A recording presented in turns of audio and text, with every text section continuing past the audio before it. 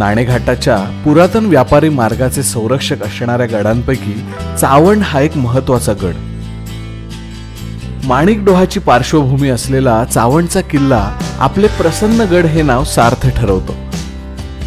गडावर जाणारी वाट काही वर्षांपूर्वी अगदीच मोडकळीस आली होती. वन खातं आणि स्थानिक संस्थांनी पुढाकार घेऊन मात्र आज वाटेला नवीन रूप दिलंय. चावंडला असलेला इतिहास हे केवळ राजकीय किंवा भौगोलिक नसून आध्यात्मिकही आहे. सातवाहन काळापासून ते पेशवाईपर्यंत गडावर चांगलाच राबता होता. गडाच्या दरवाजावरील कोरलेल्या सुबक गणेश पट्ट्या आजही सुरेख दिसतात.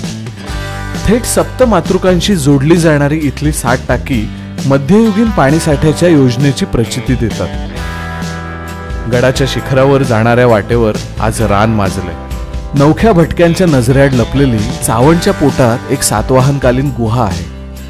गडावरील शिवालय आणि चामुंडेश्वरी देवीचं देऊळ हे सह्याद्रीची रौद्ररूपी दैवत आहे. वर्षा 6 मासाने येणारे भटके चावंडचं रांगडं रूप आणि माणिकडोहाचा साज डोळ्यात साठवून नेतात.